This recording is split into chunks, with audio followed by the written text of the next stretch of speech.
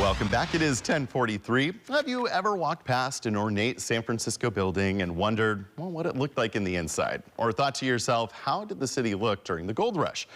What still stands from that time and what built the city? Well, multiple local organizations are teaming up to give you a chance to peek behind the exterior. And they have an exciting new event coming up in September. Joining us in studio this morning is Gail Baugh, Committee Chair for the Victorian Alliance of San Francisco. Gail, welcome to the studio this morning. Thank you. Thank you very much, John. I know there's so much cool history in San Francisco. And you have been involved with the Victorian Alliance for some time, and now you guys are teaming up with so many other organizations.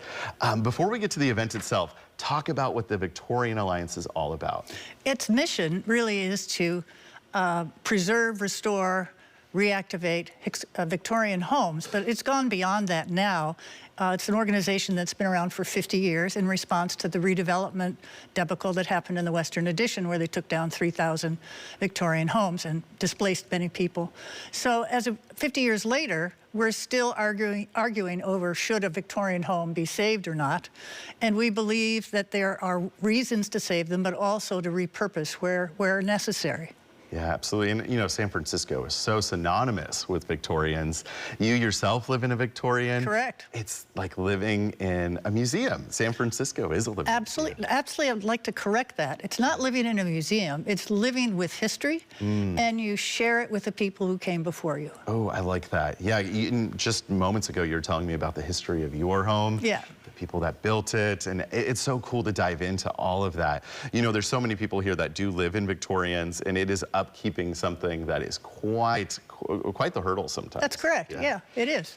But there are lots of organizations in San Francisco that are interested in preserving the past and sharing it with people in San Francisco and beyond. And one of those is the San Francisco Historical Society. Correct. And they're actually kind of the leaders of this upcoming event. That's correct. We started this as a small group and asked if they would take the lead and be the recipient of the funds that we raise, because they really do promote the history of San Francisco and share it with educational groups, students, anyone who wants to walk through their doors. So tell us about the event itself. What does it look like? And this is a chance for anybody that's interested to really peek behind the surface. And the idea was always to address it to the residents of San Francisco. It was never intended for people who are elected in office and so on. We want the residents of San Francisco to get to know their financial district downtown.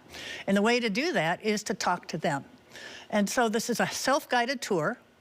It'll be a tour where you buy a ticket and then you get a tour card, and you go to 14 different locations and tour both the inside and outside. First floor only. Sometimes it's just a peek inside because it's an office building. In others, it will be a full floor that will take you in, and you could see the elegance that's there. Yeah, and some of these buildings are maybe even at times a little hard to get into, so you partnered with some local businesses. Correct. And this is just a cool chance for anyone to peek inside, not just the present of these buildings, but learn about that past. And that's what we've researched. And so the docents will teach you or help you understand why these buildings are important.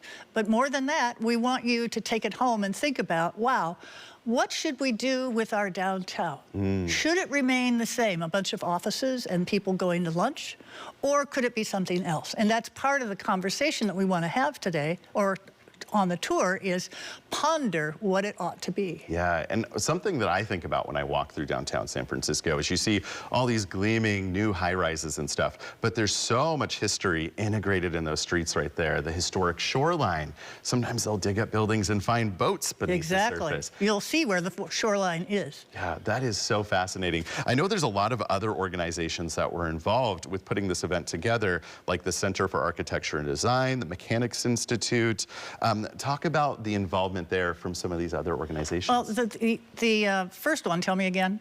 Oh, Center for Architecture and Design. They came on a little bit later, but because they're all about architecture, and they're going to be doing a huge event for the month of September where they're actually doing all sorts of programming, and they said, we love your idea, and our architects are going to come on the tour. So again, self-guided. So a lot of architects are trained to say, you know, the old isn't so good, but adaptive reuse, which is what they've done in their own building, is something that we really want to share. Yeah.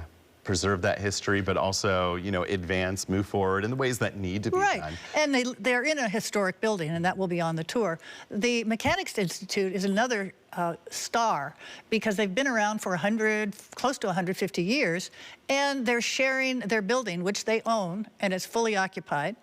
And they really do know how to make a guest feel really welcome. Again, they can only see the first floor, but there's an incredible mural on the first floor that is, for the first time, and I've walked past it a zillion times and never even seen it. So now I'm looking at it, it's like, wow. Very cool. So the third one is, we said the other one?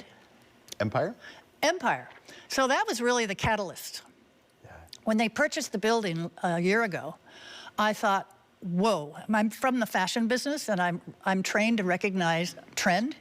And what I saw in the Empire's purchase of this building was a new beginning for many, many new kinds of industry that could come downtown. One of them is entertainment, but entertainment that is also a headquarters, so it's not just there and they're gone, they're there. Yeah, how cool. So really quick, for anyone interested in buying tickets, how will they go about doing so? They can go to the QR code on our if you'll put that up, they can go on the QR code. It's on the San Francisco Historical Society's website. The tickets are very moderately priced. If you have children under the age of 8, they're free.